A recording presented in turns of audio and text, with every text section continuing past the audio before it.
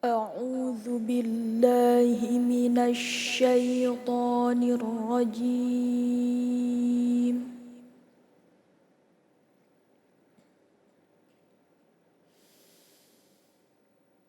بسم الله الرحمن الرحيم.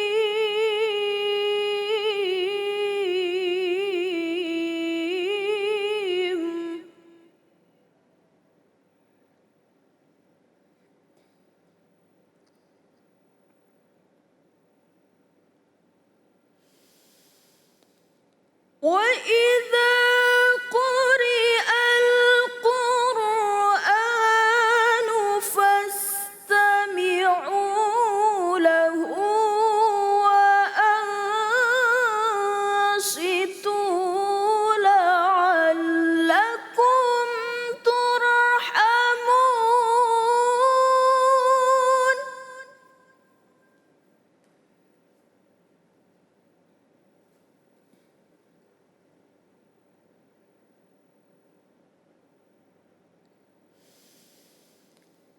وإذا قرئ القرآن فاستمعوا له وأنصتوا لعلكم ترحمون.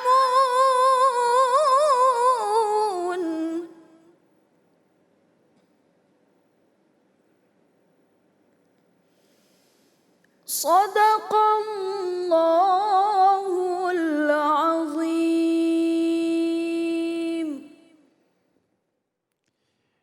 Maha benar Allah dengan segala firman-Nya. Nadia Hawashi.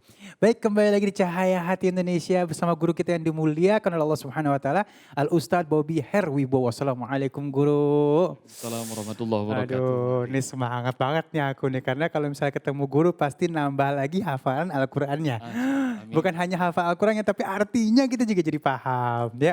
Baik, sesuai dengan tema kita akan masuk ke dalam tema di sini bagaimana caranya mengenalkan Al-Quran sejak dini. Artinya kita akan ke anak-anak nih guru nih. Dimana kita tahu bahwa anak-anak ini akan jadi investasi akhirat buat kita. Aku juga pernah dengar katanya anak-anak yang menghafal Al-Quran akan memberikan mahkota di sorga. Jadi orang tuanya sudah di sorga terus dikasih mahkota lagi dari anak-anak ini. Nah, mohon ilmunya guru. Insyaallah. Bismillahirrahmanirrahim. Alhamdulillahirabbil alamin. Wassalatu ala nabi Muhammadin wa ba'du. Pemirsa Cahaya Hati iNews yang dirahmati Allah Subhanahu wa taala.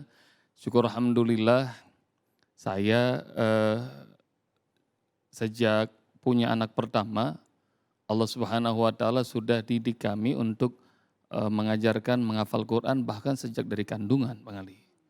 Jadi bagaimana ceritanya membuat format mengenalkan Al-Quran sejak dini buat anak-anak. Sesungguhnya indera pertama yang Allah aktifkan dari manusia itu 2 tahun pertama namanya indera pendengaran. Dan setelah itu 2 tahun kedua, 2 tahun berikutnya, maka indera yang Allah aktifkan adalah indera lisan. Jadi biasanya setelah 2 tahun anak-anak baru bisa bicara, biasanya. Dan rupanya ini adalah golden age. Golden age, masa yang amat keemasan, jadi anak itu biar dia bapaknya orang Indonesia, ibunya orang Indonesia, tapi lahirnya di Jepang, Bang Ali. Kalau anak itu setiap hari ngedengerin orang-orang di sekitarnya bapak ibunya ngomong bahasa Indonesia, dan orang-orang sekitarnya bahasa Jepang, nggak usah dikursusin, nggak usah disekolahin, anak itu bisa 2 bahasa. Jadi dia bisa bahasa Jepang, dia juga bisa bahasa Indonesia, langsung. Nanti misalnya bapak ibunya pindah dinas, pindah ke Rusia misalnya, anak itu masih balita, maka sama itu indera pendengarannya, sama lisannya juga, nggak usah disekolahin, nggak usah dikursusin, nanti dia bisa bahasa Rusia, bisa bahasa Jepang, bahasa Indonesia. Maka 4 tahun pertama ini golden age, ngedengerin, kemudian ngomong, maka luar biasa dahsyatnya dia bisa nyerap sampai puluhan bahasa anak kecil itu.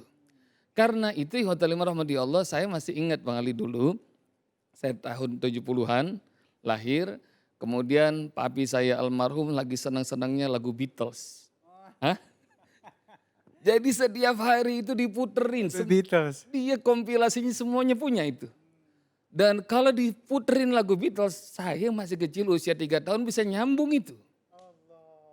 Dan karena itu, yuk kepada setiap orang tua, pahami bahwa nggak usah pakai metode, tidak usah pakai manhaj, nggak usah pakai sistem, nggak usah pakai kurikulum.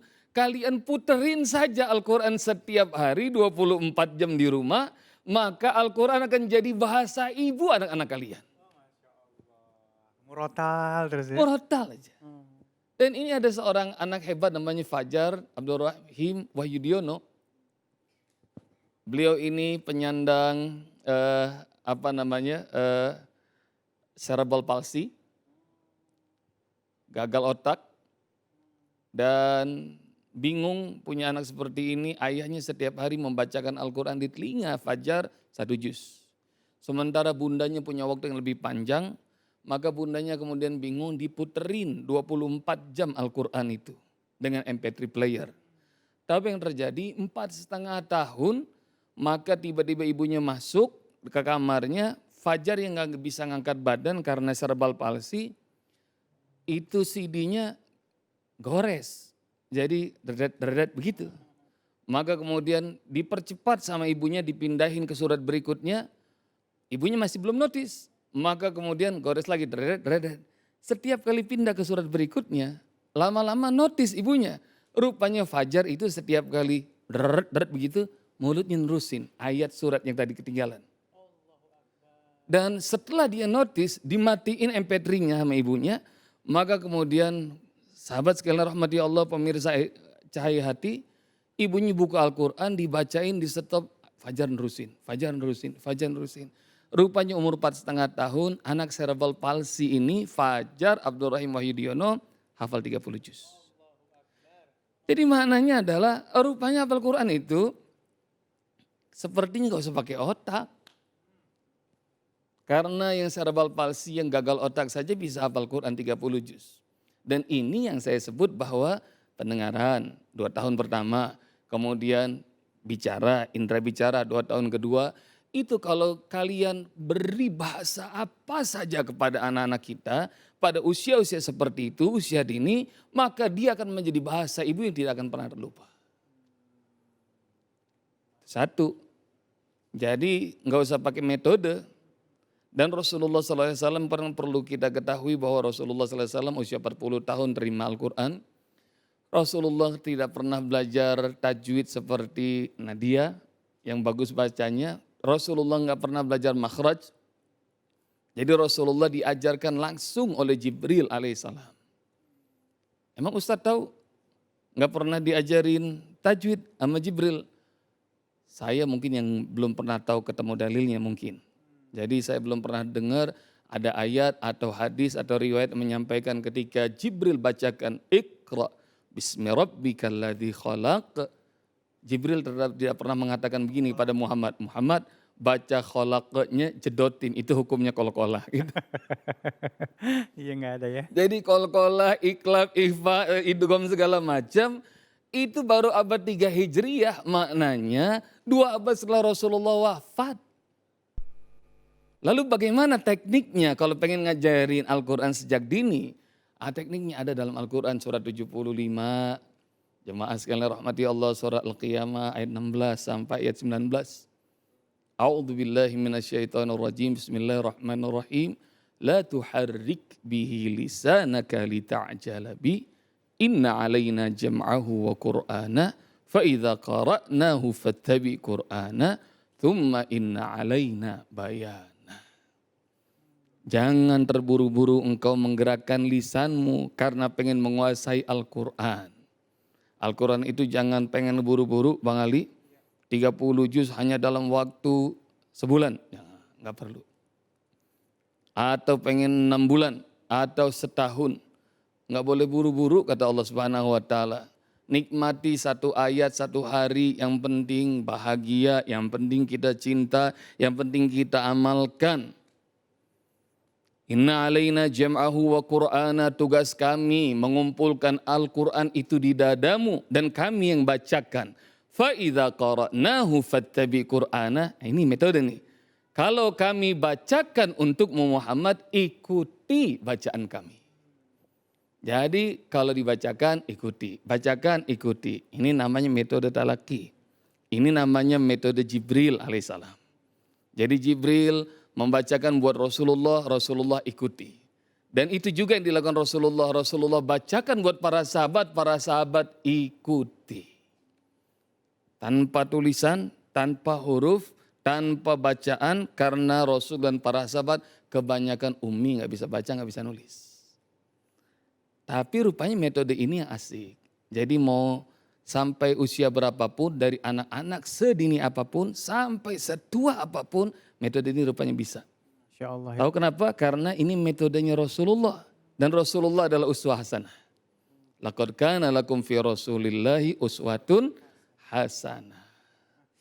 Baik Guru, artinya sekarang kalau misalnya nih, Ya. kita udah kelewatan nih anak kita ya, udah di atas 2 tahun tadi kata Guru ya. Ya. Didengarkan murotal. Nah sekarang mungkin anak kita sudah dalam keadaan umur 5 tahun atau 6 tahun. Itu ada solusi lain nggak Guru? Misalnya buat mereka nih ya, nggak cepet hafal tapi seenggaknya dia paham gitu dengan kenikmatan Al-Quran. Jadi sesungguhnya nggak ada cerita terlambat Bang Ali dan semua pemirsa Cahaya Hati yang dirahmati Allah. Rasulullah kenapa dikasihnya usia 40 tahun Al-Quran? Iya benar ya. Ya kan? Iya benar. Sampai wafat sekalipun masih terus mencintai, menghafal, mempelajari dan mengamalkan Al-Quran. Maka caranya gampang, ikuti aja metodenya Jibril alaihissalam, bacakan, ikuti, bacakan, ikuti. Dan kalau kita orang Indonesia, maka tinggal kasih pemaknaan aja. Jadi metode ini simple, bacakan, ikuti. Saya mau ngasih apalan buat Bang Ali, boleh ya?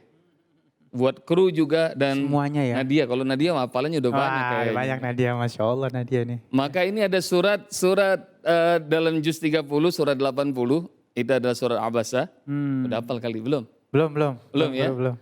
Buat pemirsa juga boleh ikutan ya. Ustadz bacain, ikuti ya. Ya. Kalau tangan Ustadz bergerak, ikuti gerakan tangannya. Siap? Guru, siap. Oke, yuk sama-sama kita ta'awudz dan basmalah. A'udzu billahi minasyaitonir rajim. Basmalah. Bismillahirrahmanirrahim. Dengerin Ustaz dulu ya, nanti ikuti. Abasa, coba. Abasa. A-nya dengan ain. Abasa. Yang keras dong. Abasa. Watawalla.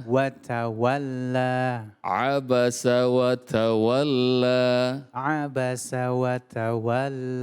Oke, dengerin ya. Lihat ini. Sambil Ustaz kasih artinya dan gerakannya. Abasa bermuka masam. Coba. Abasa bermuka masam. Bermuka masam gimana? Gini Bang Ali. Tangannya gini. Ikutin pemirsa. Oh iya siap. Tangannya gini. Tarik begini ke atas. Itu mas senyum. Ke bawah. Gini. Gitu ya. Oh iya siap. Bermuka masam. Siap? Siap. Abasa. Coba. Abasa. Bermuka masam. Watawalla. Dan berpaling. Abasa watawalla. Abasa watawalla. Masya Allah. Bisa hafal. Hafal udah mulai Coba. tuh. Emang harus pelan-pelan Guru ya? Pelan-pelan coba Kalau pelan-pelan. cepet-cepet mah berantakan. Bang Ali.